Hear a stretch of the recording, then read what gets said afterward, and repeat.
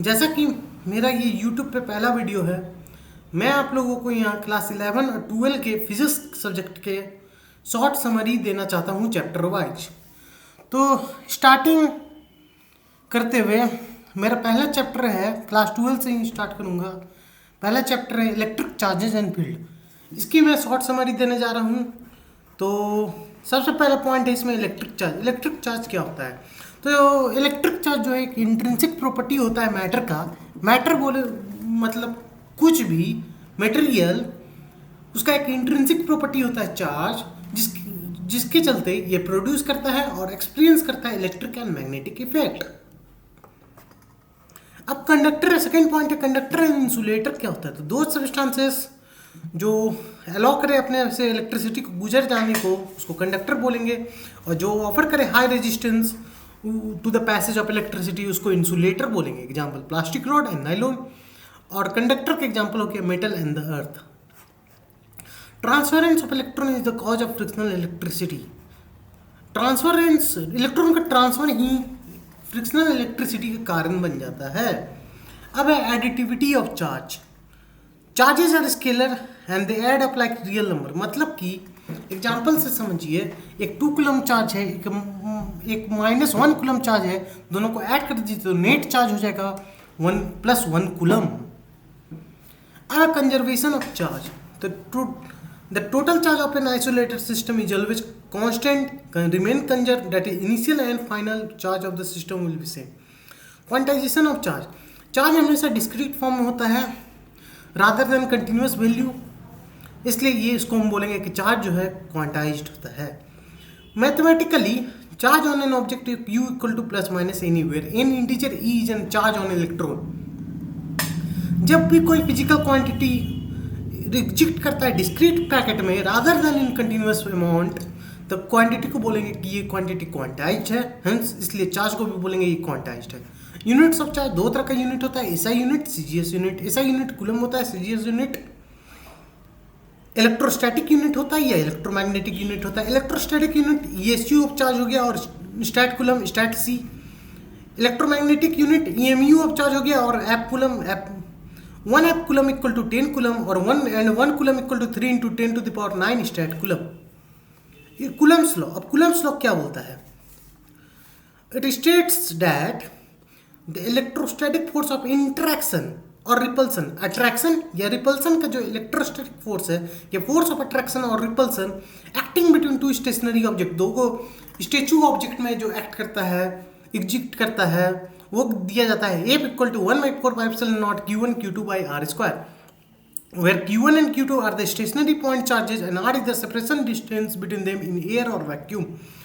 1/4πε0 का वैल्यू होता है 9 × 10⁹ न्यूटन मीटर स्क्वायर पर coulomb square, where ε0 is equal to permittivity of free space 8 × 85 × 10⁻⁻12 coulomb square पर newton metre square. The force between two charges Q1 and Q2, दो charge है Q1 और Q2, उन दोनों के बीच का फोर्स जो लोकेटेड है एट ए डिस्टेंस R, दोनों के बीच की दूरी R है, किसी मीडियम में other than free space, is expressed as 1/4πε Q1 Q2/r²। अगर फ्री स्पेस या एयर में है तो 1/4πε0 लगेगा, अगर अदर देन फ्री स्पेस है और एयर है तो 1/4πε, where epsilon is absolute permittivity of the medium. तो F vacuum by F in other medium is equal to 1/4πε0 Q1 Q2/r² divided by 1/4πε Q1 Q2/r². So this is equal to ε/ε0 is equal to εr, where εr is the relative permittivity of the medium, also called dielectric constant of the medium. Vector form में F vector is equal to 1/4πε0 Q1 Q2 divided by mod r², r unit vector, और mod F equal to 1/4πε0 Q1 Q2/r², simply mod r²। Direction इसमें हट जाएगा क्योंकि ये magnitude बोल रहा है। इलेक्ट्रोस्टैटिक फोर्स, जिसको कूलम्बियन फोर्स भी बोलते हैं, आर कंजर्वेटिव फोर्स, ये एक इलेक्ट्रोस्टैटिक फोर्स का प्रॉपर्टी हो गया। Principle of superposition of electrostatic force. This principle state that net electric force experienced by given charge particle Q0 due to a system of charge particle is equal to vector sum of the force exerted on it due to all the other charge particle of the system. ये कह रहा है कि एक charge पे net electrostatic force या Coulombic force जो लगता है वो वेक्टर सम होता है of the net force acting on that particle by all the other particle by all the other charge particles of the system. That is F naught vector किसी particle जो force लगता है equal to F naught one particle 1 के चलते charge particle 1 के चलते vector plus F naught 2 charge particle 2 के चलते फोर्स प्लस चार्ज पार्टिकल 3 के चलते force dot dot dot force on that particle by nth charge particle. तो F naught को बोलेंगे 1/4 because free it is free space. Q1 Q0 by R0 1 not cube R0 1. अगर यहाँ पास देखा जाए तो R क्यूब इसलिए लगा क्योंकि R0 1 वेक्टर एक वेक्टर है और वेक्टर है ये मैग्नीट्यूड है. तो इसको क्या लिख सकते हैं R0 1 वेक्टर को R0 1 magnitude into R0 1 unit vector. एक मैग्नीट्यूड कट जाएगा तो R0 1 यूनिट वेक्टर बोल सकते हैं इसको. Similarly plus Q2 Q0 by R0 2 naught cube R0 2 plus dot dot dot where R0 equal to R0 1 equal to R0 minus R1. F naught 1 equal to force on Q naught due to Q1. ये देखिए एक charge particle Q naught है, इसमें various forces acting due to another charge particles on of the system like Q1, Q2, Q3 dot dot which are separated at a distance R1, R0 1, R0 2 dot dot dot. Similarly R0 n equal to R0 minus Rn. F naught n force on Q naught due to Qn. F naught क्या हो जाएगा? F naught हो जाएगा मेरा F naught vector हो गया. ये एक डार्क में लिखा हुआ है तो वेक्टर हो गया.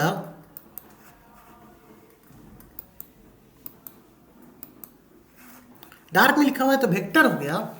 तो इसको बोलेंगे 1/4 pi epsilon not Q naught summation 1 I equal to 1 to n Qi by R0 I to the power Q to the power 3 R0 I vector. ये कुछ काम का वैसा नहीं है, इससे न्यूमेरिकल आएगा. न्यूमेरिकल आपको प्रैक्टिस करना होगा. Electrostatic force due to continuous charge distribution. The region in which charges are closely spaced is said to have continuous distribution of charge. It is of 3 types. The region ऐसा space में ऐसा reason जिसमें कि charge closely spaced एक दूसरे के, उसको बोलेंगे कि ये कंटिन्यूअस डिस्ट्रीब्यूशन ऑफ चार्ज है. 3 टाइप्स ऑफ चार्ज डिस्ट्रीब्यूशन होता है, linear, surface, volume charge distribution. Linear charge distribution में हम लोग चार्ज dq को लिखेंगे, एक स्मॉल चार्ज एलिमेंट dq को लिखेंगे lambda dl. Lambda linear charge density है तो फोर्स क्या हो जाएगा df बराबर df वेक्टर बराबर 1/4 pi epsilon not q nought एक small charge dq by mod r square r unit vector. बस इतना समझिए. तो कैपिटल F कितना हो जाएगा? dq को यहाँ पर लैम्डा dl लिख दिया और कैपिटल F df से कैपिटल F निकालना है तो उसको इंटीग्रेट कर देंगे क्योंकि q not by 4 pi epsilon nought constant है. तो lambda dl by mod r square r unit vector over length l का integration. Similarly surface charge density dq equal to sigma ds, जहाँ सिग्मा जो है surface charge density है. Net force on charge q nought F vector बराबर q not by 4 pi epsilon not integration over surface है sigma ds by r mod r square r unit vector. Volume charge density एक cube consider करो, उसमें एक small element small volume dv consider कर लो तो इसमें dq हो जाएगा rho dv. Rho equal to volume charge density net force on charge q naught equal to af is equal to q not by 4 pi epsilon not integration over volume v rho dv. ये dq का short form है rho dv by mod r square r unit vector.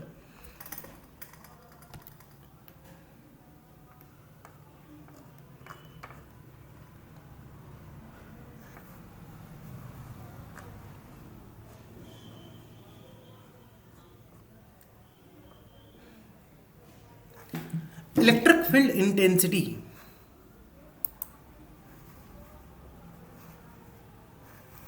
Electric field intensity क्या होती है? Electric field intensity उसको समझने के लिए सबसे पहले आपको इलेक्ट्रिक फील्ड समझना होगा. तो इसमें ऐसा कोई भी रीजन जहां पर आपको इलेक्ट्रिकल फोर्स एक्सपीरियंस हो उसको बोलते हैं electric field.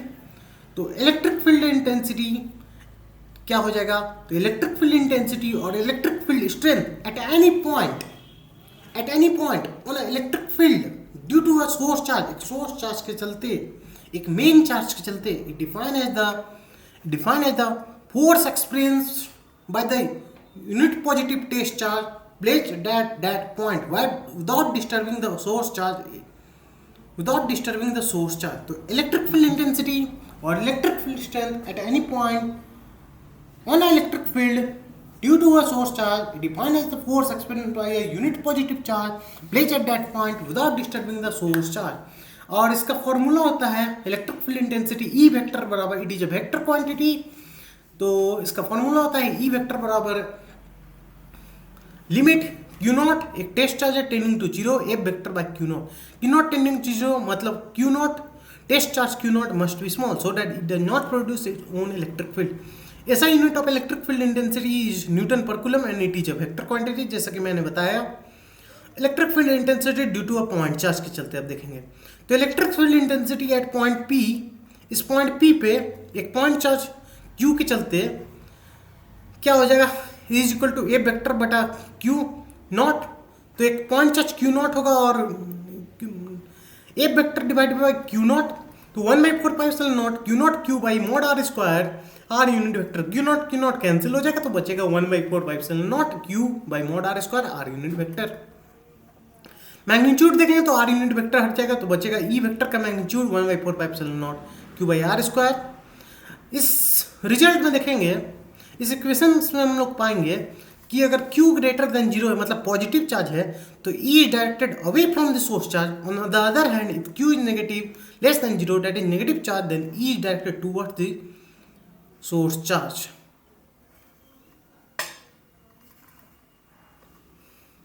E directly proportional to 1/r square और E inversely proportional to r square. Graph कुछ ऐसा है, हाइपरबोला इसको बोलेंगे.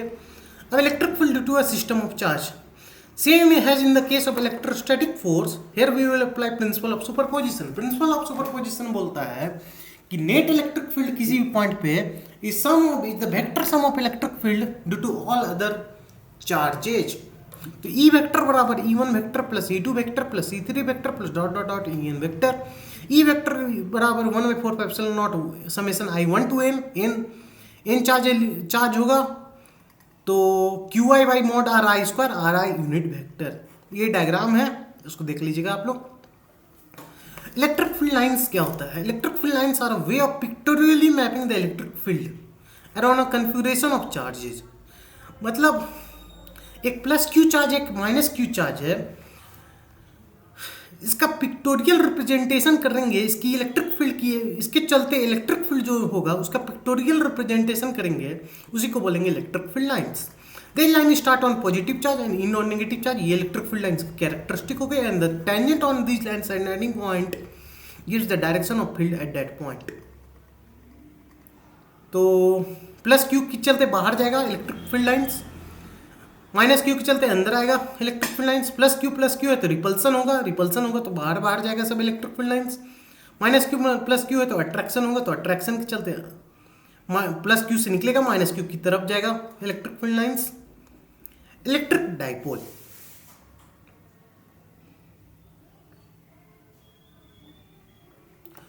two point charges of same magnitude and opposite nature separated by small distance altogether from an electric dipole. दो point charges जिसका same magnitude है and opposite nature मतलब एक प्लस क्यू होगा एक चार्ज, दूसरा charge must be minus Q, separated by small distance. Small distance से separate किया गया है दोनों चार्जेस को, प्लस क्यू माइनस क्यू को, वो फॉर्म करता है, दोनों साथ में मिलकर फॉर्म करता है electric dipole. Electric dipole movement, the strength of electric dipole is measured by vector quantity known as electric dipole movement P vector. जो प्रोडक्ट है चार्ज का and separation between the two charges. ये देखिए minus Q charges है, ये plus Q charges, बीच में अगर हम सेंटर ओ मान ले, दोनों के बीच का डिस्टेंस हम लोग 2l मान लेते हैं. एल मानेंगे तो बाद में दिक्कत होगा कैलकुलेशन में, इसलिए 2l मान लेते हैं क्योंकि ये डिवाइडेड बाय 2 सम फैक्टर आएगा. तो प्रोडक्ट कर दीजिए q एंड 2l वेक्टर को, चूंकि l वेक्टर है, डिस्टेंस वेक्टर है, माइनस क्यू से प्लस क्यू, तो p वेक्टर हो जाएगा q into 2l vector. p vector का मैग्नीट्यूड क्या हो जाएगा q into 2l, where p is electric dipole movement that gives the strength of an electric dipole. Direction is from negative charge to positive charge. ये हमेशा convention है कि इसका direction negative charge से पॉजिटिव चार्ज लिया जाता है. इसका यूनिट होता है कूलम मीटर, क्योंकि देख लीजिए ये q coulomb 2l metre. The line joining between two charges is called dipole axis. Minus Q और प्लस क्यू को जो लाइन ज्वाइन करता है उसको बोलेंगे dipole axis. Electric point at any point on the axial line in on position of electric dipole. अब हम लोग एक इलेक्ट्रिक डायपोल लेंगे माइनस क्यू प्लस क्यू, इसके चलते हम लोग इलेक्ट्रिक फील्ड देखेंगे on an axial line of an electric dipole. तो इसका डिस्टेंस सेंटर को ले लेंगे डायपोल का सेंटर से उस पॉइंट पे जहाँ पर हमको इलेक्ट्रिक फील्ड डिटरमाइन करना है एक्सियल लाइन में और एन इलेक्ट्रिक डायपोल, उसका डिस्टेंस ले लेंगे आर। ये 2l डिस्टेंस है तो ये आधा लेंथ l हो जाएगा। ई एक्सियल को बोलेंगे 1/4πε0 2p vector R divide by R square minus L square whole square.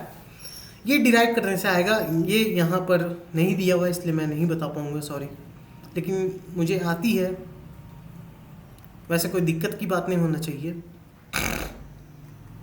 When L is very very less than R, E axial बराबर 1/4πε0, L is very very less than R, तो we can ignore L as compared to R, 2p vector by R cube. E axial का mod हो जाएगा 1/4πε0 2p vector का mod by R cube, E is inversely proportional to R cube. The direction of electric field at any point on axial line is along the direction of electric dipole movement। Electric dipole movement का जो direction होगा axial line में, वही direction electric field का होगा किसी भी point में on an axial line of an electric dipole. Electric field at any point on an equatorial line broad side on position perpendicular bisector of electric dipole. इसमें देखिए plus Q है minus Q, दोनों के बीच 2l है, theta angle है, ये हो जाएगा। अगर r है, ये पॉइंट r डिस्टेंस में है इस सेंटर से ऑफ द डाइपोल से, तो ये पाइथागोरस थ्योरम के अनुसार mod r square plus L square हो जाएगा, ये mod r square plus L square हो जाएगा। माइनस क्यू प्लस क्यू के चलते इलेक्ट्रिक फील्ड मान लेते हैं E1 वेक्टर, ये away from the source charge जाएगा, माइनस क्यू की तरफ अट्रैक्ट करेगा। E2 मान लेते हैं इलेक्ट्रिक फील्ड, तो ये थीटा है तो ये भी थीटा होगा, तो ये इधर E1 cos थीटा है, परपेंडिकुलर में E1 sin theta, similarly E2 sin theta, E2 cos theta, तो डिराइव करके निकलेगा ई इक्वेटोरियल बराबर 1/4πε0 minus B vector divide by R square plus L square का पावर 3/2 मॉड ले लेंगे, और साथ ही साथ L is very very less than R ले लेंगे, तो क्योंकि L very very less than R है प्रैक्टिकल सिचुएशन में। 1/4πε0 मॉड पी वेक्टर का magnitude by R cube. Electric field due to dipole, एक डाइपोल के चलते इलेक्ट्रिक फील्ड, तो electric field of an electric dipole is the space around the dipole in which electric effect of the dipole can be express. मतलब कहने का मतलब है एक डाइपोल के चलते इलेक्ट्रिक फील्ड जो होता है वो स्पेस होता है अराउंड द डाइपोल की ही अराउंड एक स्पेस होता है जिसमें इलेक्ट्रिक इफेक्ट डाइपोल का एक्सपीरियंस किया जा सके। And when L is very very less than R we get E axial vector, E axial का मॉड इक्वल टू 2 इक्वेटोरियल का मॉड। अब torque on an electric dipole plays in a uniform electric field E is given by tau equal to p vector cross E vector mod tau equal to p E sin theta। देखिए एक electric field में एक dipole रखे minus Q plus Q, यहाँ A vector जा रहा है, यहाँ ए वेक्टर जा रहा है माइनस क्यू ई, यहाँ A vector equal to plus Q E, दोनों अपोजिट डायरेक्शन में है, तो ये थीटा एंगल है। उसी तरह टॉ निकल जाएगा मेरा mod P sine theta derive करके। मिनिमम टॉर्क 0 होगा, मैक्सिमम टॉर्क पी होगा क्योंकि साइन थीटा का मैक्सिमम वैल्यू 1 होता है। डाइपोल को बोलेंगे कि ये स्टेबल इक्विलिब्रियम में है in which in uniform electric field when angle between P and E 0 and is unstable equilibrium when theta angle equal to 180 degree. Net force on electric dipole placed in uniform electric field is 0। ये सब तो clear समझ में आ ही रहा होगा। There exist a net force and torque on electric dipole when placed in non uniform electric field, मतलब कि there exist a net force and torque on electric dipole when placed in non uniform electric field.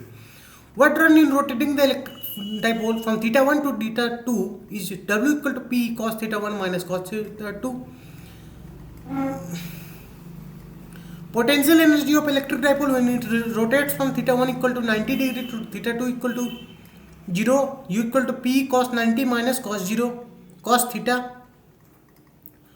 minus P cos theta हो जाएगा क्योंकि cos 90 0 होना है, minus P what done in rotating the dipole from the position of stable equilibrium to unstable equilibrium, that is when theta 1 equal to 0 degree and theta 2 equal to pi degree, W equal to 2 P, what done in rotating the dipole from the position of stable equilibrium to the position in which dipole experience maximum torque. मतलब θ1 0 degree होगा, θ2 90 degree होगा, W equal to P। तो ये मेरा यहाँ पास clear होता है, chapter 1 की समरी ओवर होती है।